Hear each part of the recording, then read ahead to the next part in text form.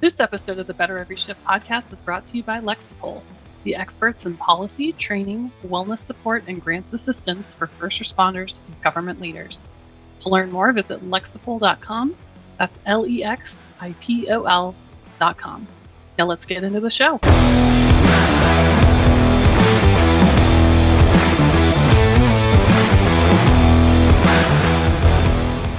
Hey, everybody. Welcome to the Better Every Shift podcast. My name is Aaron Zamzow. I'll be your host today.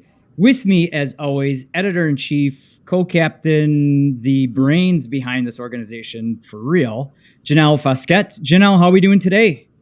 I am doing great. I'm excited for this one.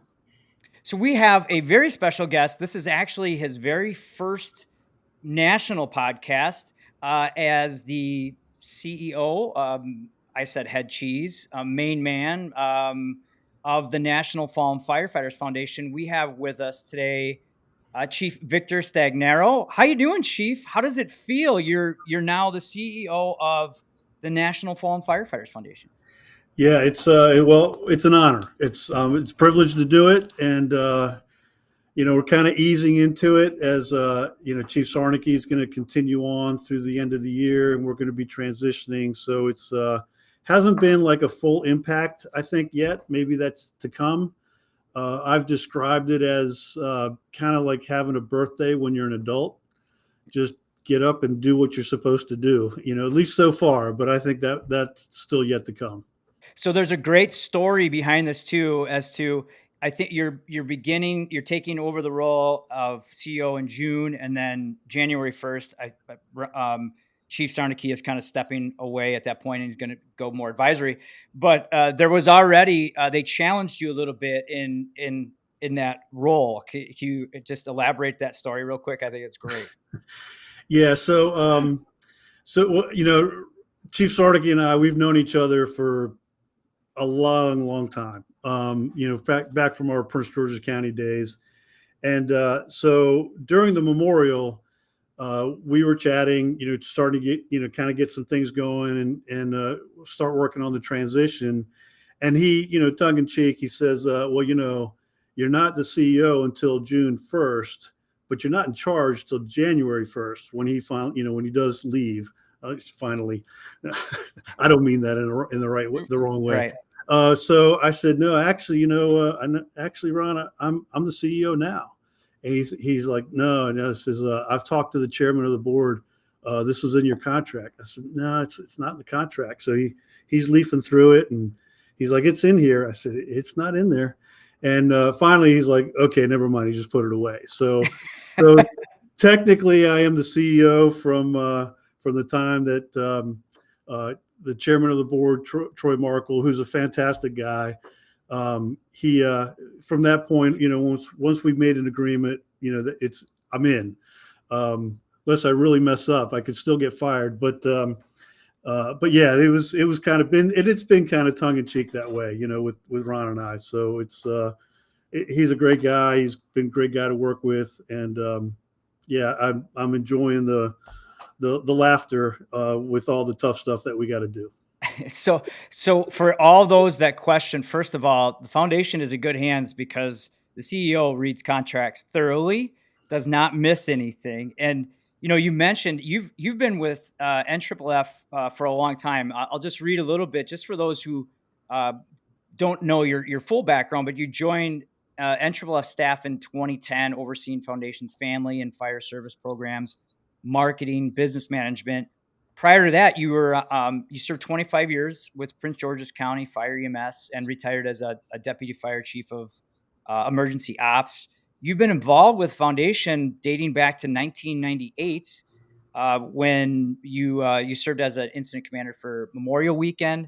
You served with the initial New York response team, which actually Chief Siarnicki talked about how pivotal that was for the foundation. If you haven't heard Chief Siarnicki on the podcast, please go back and listen to that after this one, of course. But you've been involved with the foundation for a long time. And, what's that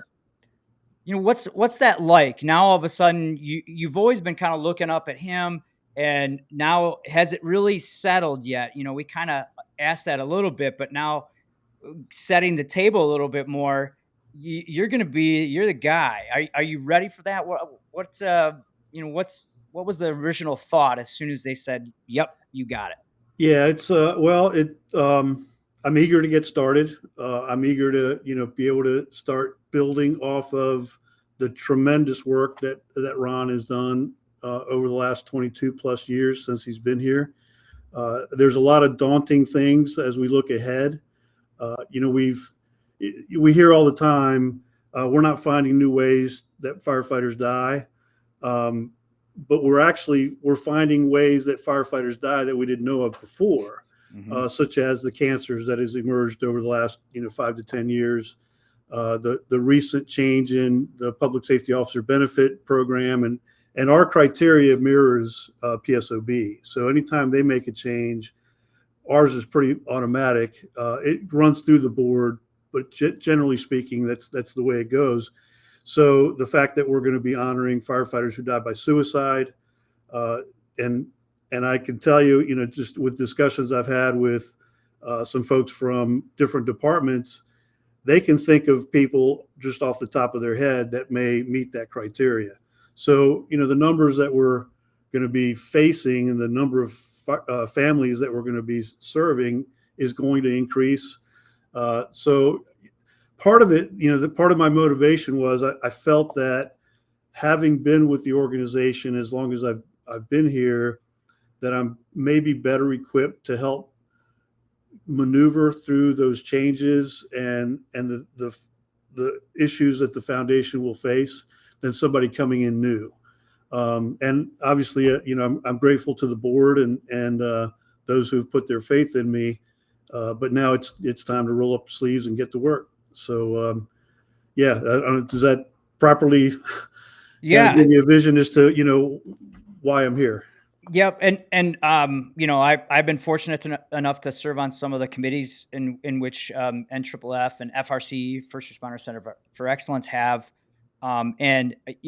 Obviously this has been talked about with the foundation and with FRCE for many years as, the job or the role of NFFF is, hey, we want to honor those that have passed and take care of their families, but we also want to decrease the number of firefighter fatalities. And we're looking at this daunting task now, as you had said. It's like they keep adding to the agenda in a way. Let's talk about that a little bit. So now we have cancer, we have mental health, we have cardiac, and then we still have all those other things. You got to wear your seatbelts and everything else. How do you manage that? From a big picture down to now, where is the focus of that the foundation going? Yeah, well, the mission is very clear. And when we were created in '92, I like to mention we were commissioned by Congress, signed by the President of the United States. So the highest levels of the federal government have said, we need an organization that's going to honor the fallen, take care of the families, and work on fire prevention. So that will always remain, constant. That's not going to change. One of the great things that Ron has done with the 16 firefighter life safety initiatives and the monumental efforts to really bring more attention to firefighter safety and trying to reduce the number of firefighters that we honor. And that obviously needs to continue. So we're going to try to continue to build on that as we've done, and then realize that some of our programs are going to need to be updated. For example, and I'm sure many people in your audience and maybe yourself, we've all experienced either friends or perhaps family members that have died by suicide. The level of grief, those types of the grief that those families go through is different than what a lot of what we would call traditional or previously traditional firefighter fatalities when they occur. So we need to adapt. We're going to need to be better prepared to serve those families. We need to learn the fact that firefighters don't commit suicide, and no one commits suicide. Crimes are committed, but people die by suicide, and there's lots of factors that goes into that. So we need to educate ourselves, and we need to educate our existing families, that the ones that continue to return to serve the families that the new families each year, and then make sure we've got really good solid programs to be able to serve those families. And then, as you mentioned, Aaron, the whole component of trying to prevent line of duty deaths, that will continue on, and through the First Responder Center. There's been a lot of great work going on in those avenues. And then even there, the First Responder Center, we've had a lot of folks in law enforcement, EMS, they're facing a lot of the same issues. And that's the great thing about the FRC is they can reach out to those different organizations, those first responder organizations, and be able to serve those populations with programs we've already developed. Yeah. And it's only gonna, it's only going to, I'm not going to say get worse. It's only going to be more of a challenge, which sounds like you're willing and already understanding of that. And that's a great kind of attitude to have. And one thing I've just by talking to you in passing and knowing people that know you, they say that about you. You're like, hey, challenge. Yep. He's kind of a bring it on kind of guy. Now, is that something that because you've worked with Chief Siarnicki over the years, you have kind of watched and developed on your own? Is that something that you got from when you were a little kid? Kind of where is that like kind of bring it on, let's go, we can do this attitude? Yeah, well, I think that's a firefighter attitude, right? It's that's the reason you get into the fire service, because when the bell rings or when there's something that needs to be done, you want to jump up and go and get it done. So, I think there's a certain amount of wiring that comes that way. I used to joke years and years ago. I used to joke that I'm a type B in a type A world, but I don't know that that's entirely true. And so, and I've had great mentors, and I've been able to watch tremendous leaders throughout my career. And I've hoped I've served in those capacities in some fashion, as whether it's chief operations or serving in training, being a company officer, wherever it would be, always kind of had that lean forward kind of attitude, and the importance of what we do. It's one of the wonderful things about the fire service. It's the mercy arm of government, right? Somebody needs help. This is who you send. And so when that transitioned into the first fire programs, and then as the managing director, we're the mercy arm for those families, and then to be involved with that, some of the brightest minds in the fire service with regards to research and trying to prevent line of duty deaths. It's really an honor to do it, and I've gotten to a point where I don't want to let people down. That's a huge component of the work that we do, and being entrusted with the foundation is really don't want to let people down. There's a lot of people counting on us, and that's the support that I've gotten. That's wonderful. And there's no doubt in my mind you are not going to let anybody down. That's for sure. I was hoping you could speak a little bit more to that support and what you've learned watching Chief Siarnicki over the years, and then who else has been in your orbit who you've really learned from, who you're going to, take some of these lessons and apply them in this new role for the foundation. Yeah, well, Ron, again, 22 plus years, as you probably heard when he was on the podcast, just a few months before 9/11, and it was, clear the calendar moment. We've got to be in New York, and I don't know if there were people in the organization, and he was the fourth employee, so there weren't many, but there were people in the organization said, no, that's not our role. That's not what we do. And he was like, step aside, we've got to be there, right? So you just love that attitude. And so watching that, and just when there's an opportunity or a need just to, jump on that. It's, without hesitation. And I think that's that Chiefs mentality, that mentality that comes from being in the fire service. So, I think that's a big component of it. There's other people that in my orbit. I've had the great pleasure of watching and being involved with when we first stood up the Cancer Alliance with Chief Denny Compton. And what a valuable experience it was to work with him, just to see how he operates. And he's extraordinarily bright. And I've told him this. He is, he's among the greatest leaders in the fire service of today. He might be the wisest man I've ever met. He's just got this amazing amount of wisdom and ability to be able to see things, down the line, 5-10 steps ahead of everyone else, and trying to emulate that, trying to, learn from him and see how, he's got this very broad vision of things that are occurring and things that, if you do this, what the ramifications will be. So, I want to be able to bring some of that. But the other part of it is, Janelle, I'm not going to be doing it alone. I've got Ron's one phone call away. Denny Compton is a phone call away, and the amount of support and good wishes that I've received. I mentioned it. This was the first board meeting. We did it during the memorial.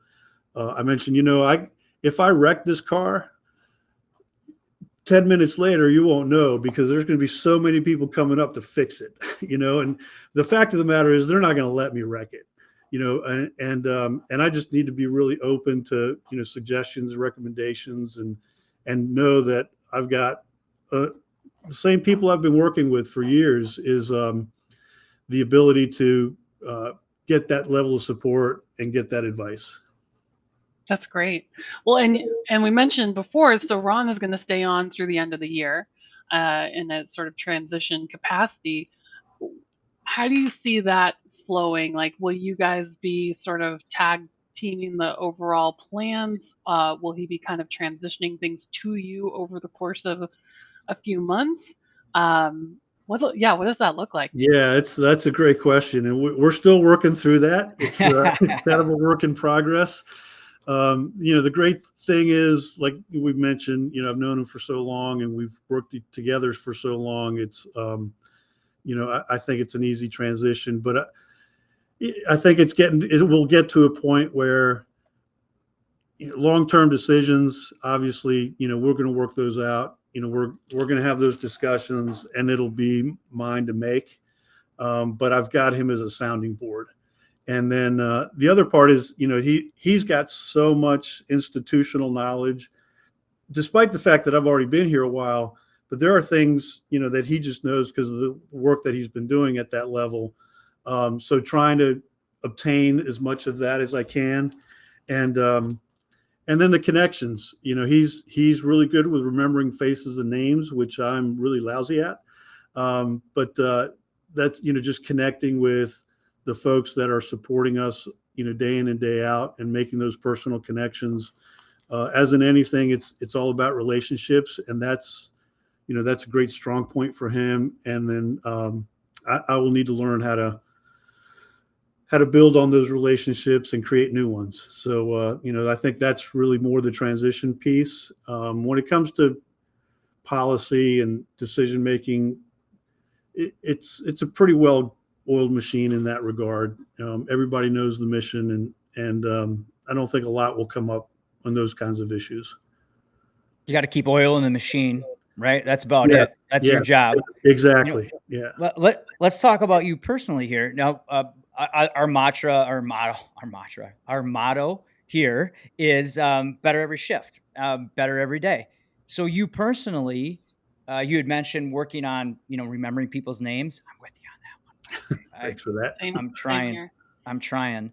But what else? Like personally, what are you working on personally that, if I can develop this, the foundation, not only you personally, but the foundation is going to succeed better? I mean, what kind of things are you seeing when you look in the mirror? Yeah, that's That's tough.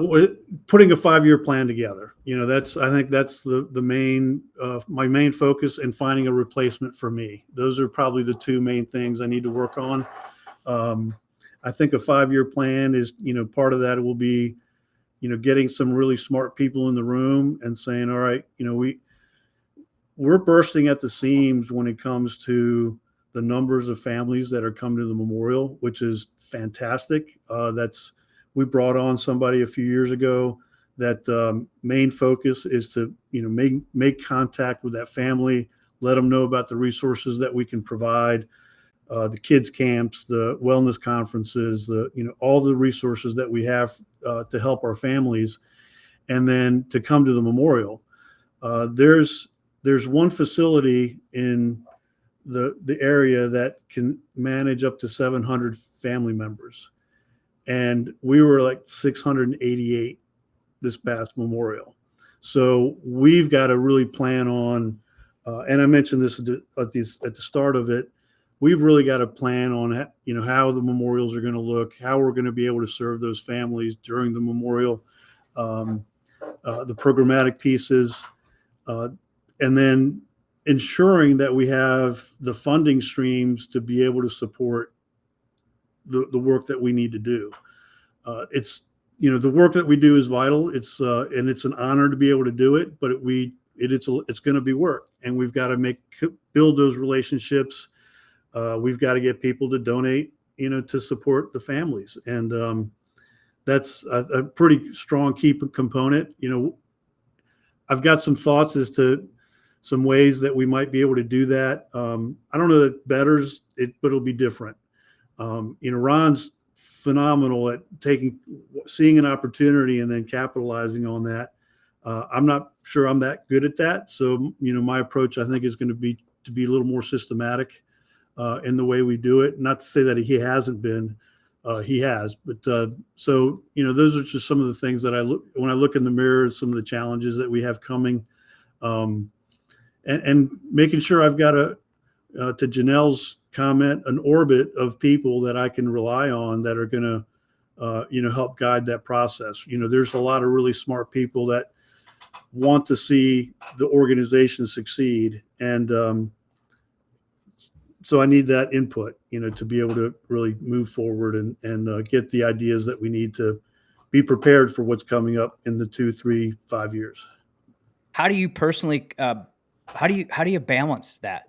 Because you could tell you have this passion. You're like, hey, I have, and Chief Siarnicki too, right? You talk to Chief, and this comes from the heart. Same with you. Like, you've lived this for the last 20, 30 years. You see the impact. How do you personally say, okay, I got to step back a little bit, do some things for myself? Like, what's that formula like? And you had talked about systems, and I know everybody kind of figures that out, but have you thought about that at all? Like, knowing yourself, your personality, how do you step back to be better in a way?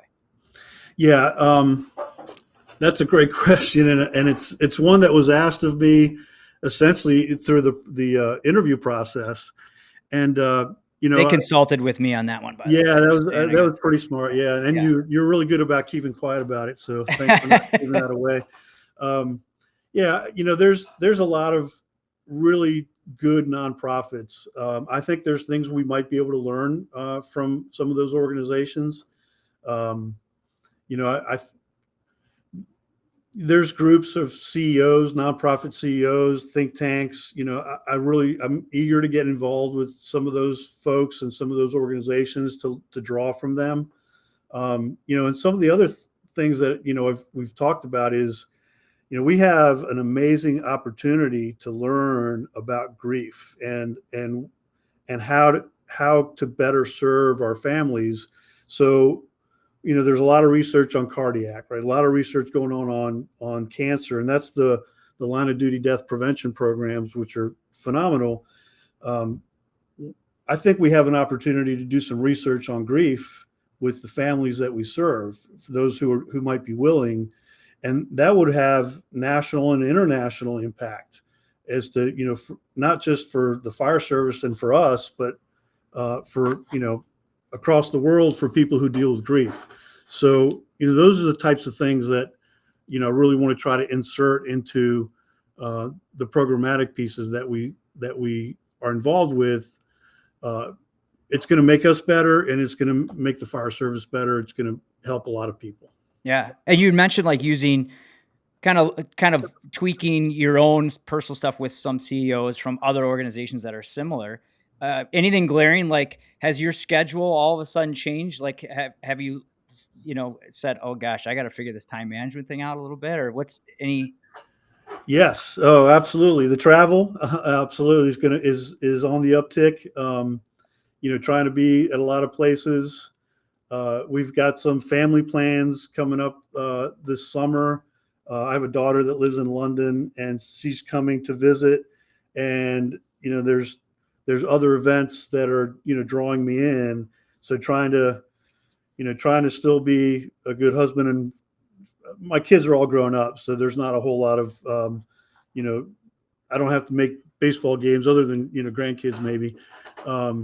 But yeah, there's the travel is definitely on the increase, and I think in the next 6 months that Ron and I are going to be meeting weekly and just going over calendars, travel, who's going to do what, and and I'm not there yet. Okay. I kind of just pour myself into work, and somehow that's therapy. We're going to do a follow-up after year 1. And then I'm going to ask the same question, and I bet you'll have like your system, right? Like you're trying to just create your system. Yeah. Cool. Well, I think it's interesting too, because when we had Chief Siarnicki on, he talked about how this is such a unique role because you're really never off. You're always on. I mean, someone could call you at any hour of the day, and you got to be there. It's kind of like going back to that initial 9/11, just complete refocus on everything. You just kind of have to drop everything. And although I'm talking much smaller for the most part when something new happens, some big incident, not on the same scale as 9/11, but kind of that always on, always available. And just going back to Aaron's question for a second about balance, this isn't just like any CEO job. This is a very unique position because you are helping people who have been through the worst days of their lives. And naturally, some of that, is going to sink in to you as well. So I'm just wondering if you've thought through not only the time management balance, but the personal resilience part of it and protecting yourself too. You want to be there for these families, but it's a very heavy position to be in. Yeah, yes and no. It is, but it's also so rewarding. There's so much component of that, and I've said for years, like when we do the National Memorial, that's a reset for us as an entire organization.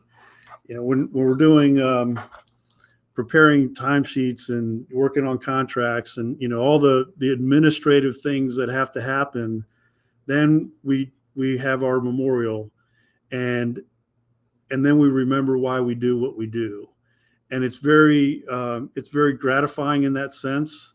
So it can be heavy, but it's also when you hear stories of a kid whose father died in the line of duty, wouldn't wear, the fire department got T-shirts, to commemorate that firefighter, and then but a daughter who wouldn't want to wear it, she just dismissed it, and after going to kids camp, then first day of school, she's wearing the T-shirt, and the mom sends an email to us and says, and that she was with her peers, and now she's reached another level where it's okay.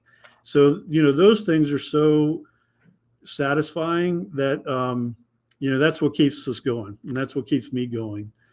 So it can be heavy, but there's these really brilliant shining moments that we get to share, glimmers of what we do, which just drives us even more to want to continue to do the work. Yeah. Is there another story? Is there a pivotal story that, over the year, I mean, you've been doing this for, like we said, for a long time. Is there something else that sticks in your head? It You do have a reset, and I just did the stair climb at FDIC, and I see exactly what you're talking about. And we'll talk a little bit about how encourage our listeners to do that. But I remember, shaking your hand there and just being around some of those firefighters from New York that had made the trip, and, climbing the stairs, listening to just people encourage each other. And I mean, it's unbelievable. I can only imagine what Memorial Weekend is like. I'm going next year. Um, but is there something else? Is there another story that sticks out over your career that just, what, if it's not Memorial Day weekend or it's not Memorial Weekend that's doing this, it's this story that kind of exemplifies why you do what you're doing? Mm. That's a tough one. I can't think of a specific. There's so many. I spoke to a son of a fallen firefighter this week who only made it to the memorial on Sunday, and because he's in the military, so he finally got orders to be able to come to the memorial, and typically we know when the family's coming. So to speak to him and say, just want to make sure everything turned out okay for you. Realize you were not able to collect the flag for your dad, but we want to try to make that right. And he was just so positive and mentioning, how well he was treated, and just what a beautiful memorial it was. Again, those are the kinds of things that keep us going there. I can't think of ask me in a year and I'll probably have more. I just don't have one, collected in my head right now. Well, and I just have to say, having just returned from Memorial Weekend a couple weeks ago, I'm just so blown away and impressed by the level of care and professionalism provided by all the volunteers there. From an outsider perspective, it absolutely looks like a well-oiled machine, and it's incredibly powerful, incredibly touching, and emotional. And I just want to say kudos to everything that the foundation is doing at these Memorial Weekends. I mean, every single family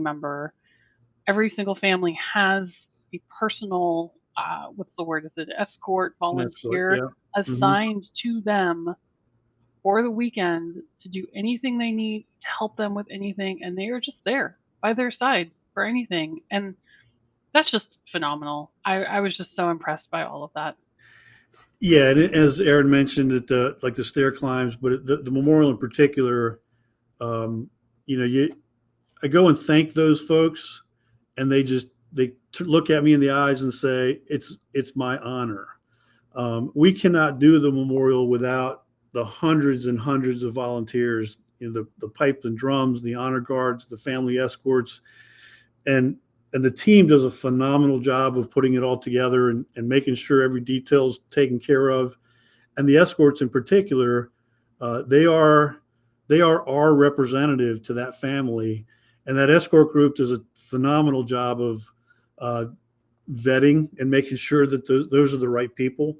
And it's an elite group of folks who serve those families. And in many cases, they build a relationship where they'll go visit one another, and they come back for another memorial, and the escort goes and has dinner with the family. And there's there's so much that you're at the certain level, and you watch and you help programmatic pieces, but there's a million little things that happen that you never hear about, and it could be just a work team that's setting up chairs and cleaning, washing tables for the families to eat, and they do something small for the family that you never hear about. And those escort groups, huge, a million little things that we never know that they do to make that family be comfortable and make sure they're taken care of. So that's the kind of people I get to work with. So,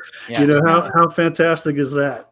Well, let's talk about that a little bit. Let's talk about how can I, if I'm listening to this and I want to help. I want to help National Fallen Firefighters Foundation. I want to get involved in some way. Personally, I was moved to join a couple of committees, and now I've done the stair climb, and to me, it not only helps. Obviously, I'm able to give, but you know what? I get just as much as I give, and I think that's what you're talking about. Is you put yourself around people that want to give back, understand the importance, and see the value in trying to really continually build the mission and the message. So, how do you join the team, or how can someone get involved? What are your suggestions on that? So one way is we have a everyone goes home or advocate group. That's a group of grassroots fire service folks that we will train up on all the training courses that we have. If that's if you want to be an instructor, and I'll tell you some of the phenomenal or great work that they've done is in the state of Texas, you have to have a Courage to Be Safe course. It's a 4-hour Courage to Be Safe course, because when we developed that course, and it preceded me, it was before I became fire programs director. The fire service thought that is such an important course that every firefighter should have it.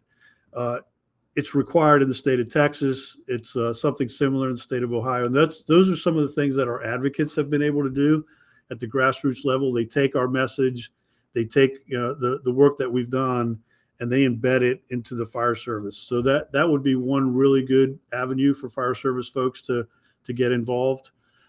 Just as you've done, come to the stair climbs. If there's not one locally, do one. Those stair climbs and the golf tournaments, those are grassroots people who want to support the foundation, and so they organize these events to support the families of fallen firefighters. So all that money comes to support the Memorial Weekend, our kids camps, and other things.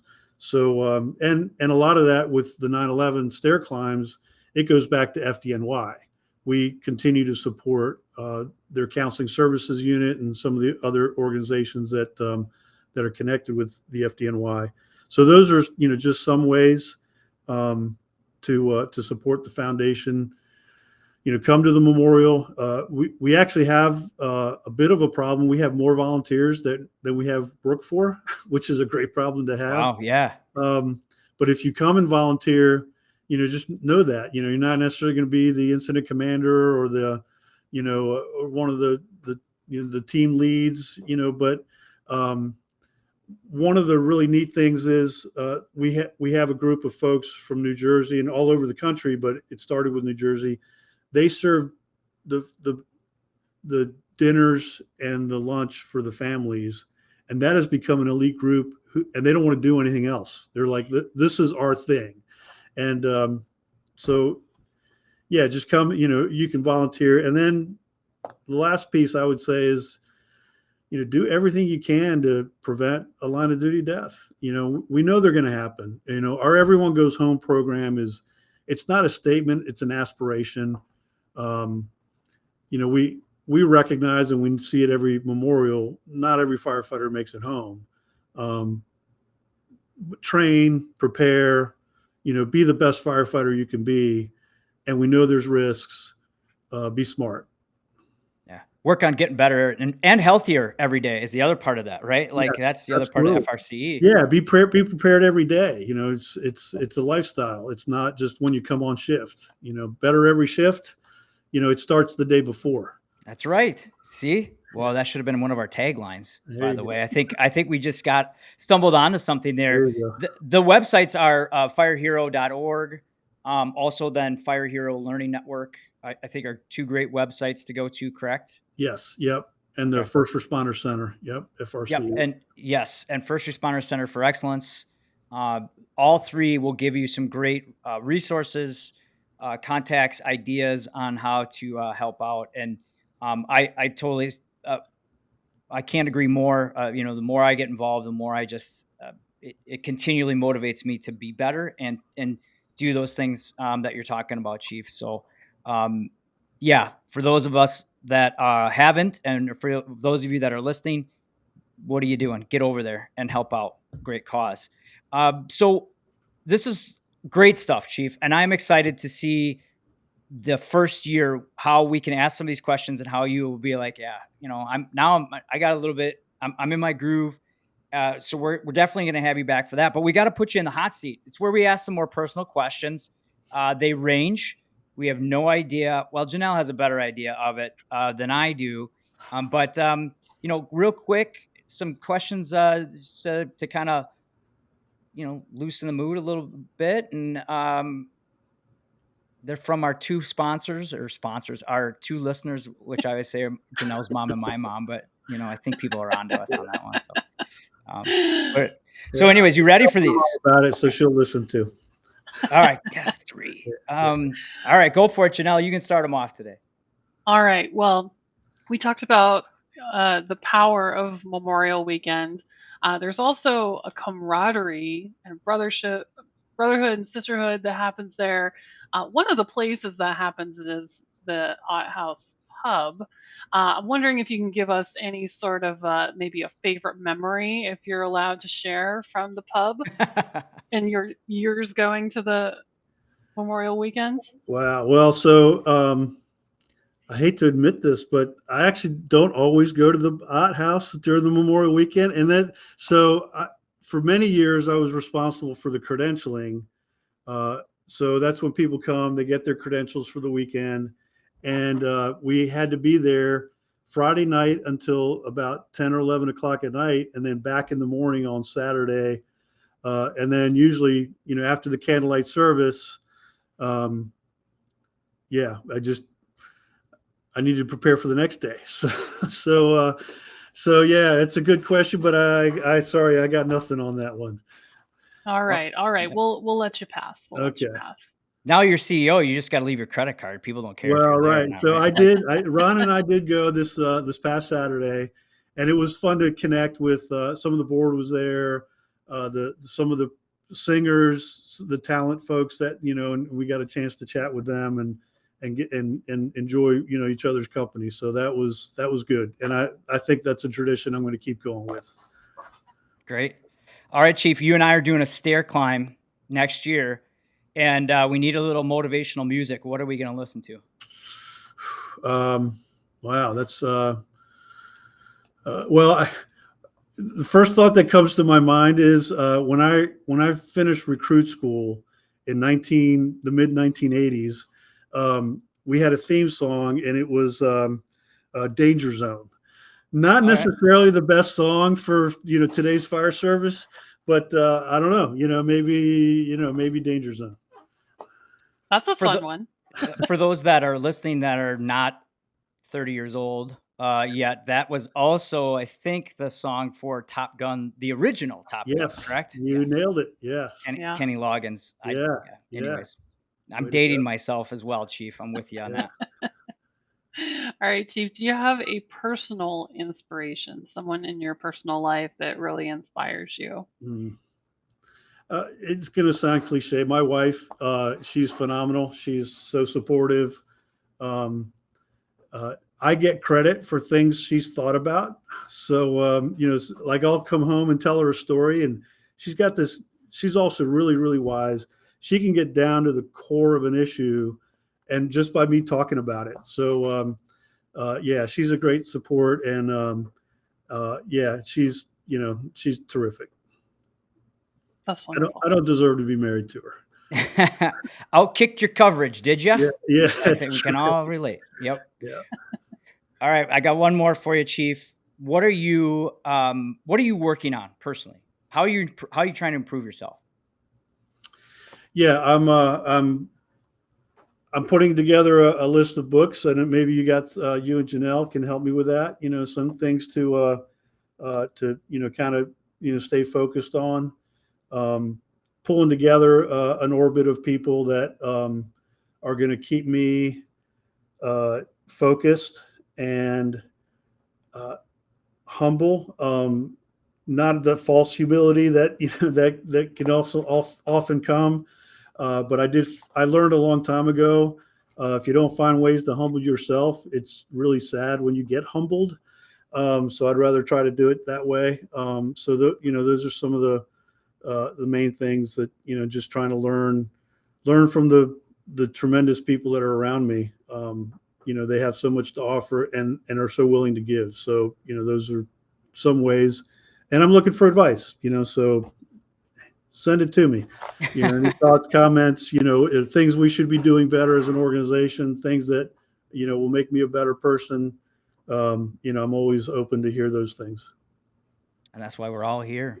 Yeah. That's why we created the podcast. And, I thank Janelle every single day, because this podcast makes me look in the mirror every single day and get to talk to wonderful leaders like yourself and go, okay, if that's what they're doing, I need to really work twice as much or do that same thing. So we appreciate the honesty, appreciate the insight. Thank you for your time. One last bit of a motivation for somebody listening to this, and why should we continually work to get better? How can, give us a little motivating quote from the new CEO of the National Fallen Firefighters Foundation. What's one of your favorite quotes? Well, as I'm looking at some different things, I'm getting ready to put together a speech, and one quote that comes. Well, I have two actually. One is, and I'm going to paraphrase it. It's John Kennedy once said, the measure of a country, and I'm really butchering this, but the measure of a country can be evaluated by the men and women it honors. And so, that as a fire service, it's a great tradition and value. So we need to continue to do that, properly honor our fallen. And then the one quote I give a lot, and people have heard me say this, there's 100 men that can do this job better than me, but it's mine to do. And that's a Harry Truman quote. And those are kind of a couple of things I try to live by. Perfect stuff. Great way to end it. Again, this isn't the end for us. We're going to bring you back after your first year. We wish you the best of luck. We, personally, I've been able to talk to people and meet you, and Janelle and I have had discussions on this behind your back. And now we're going to tell you to your face that we're excited for you. We're excited for the organization. We can't thank you enough for your insight and for your time and for being on here. And for those that are listening, please note that you can watch us in action on the Fire Rescue One YouTube channel. You can watch us on firerescue1.com. You can reach out to us, bettereveryshift@firerescue1.com. There'll be some show notes about the National Fallen Firefighters Foundation, how to get more involved with them. But most importantly, everyone, make sure you learn something, do something, share something to make you and those around you better every shift. Thanks for listening, everybody. Thanks, Aaron. Thanks, Janelle.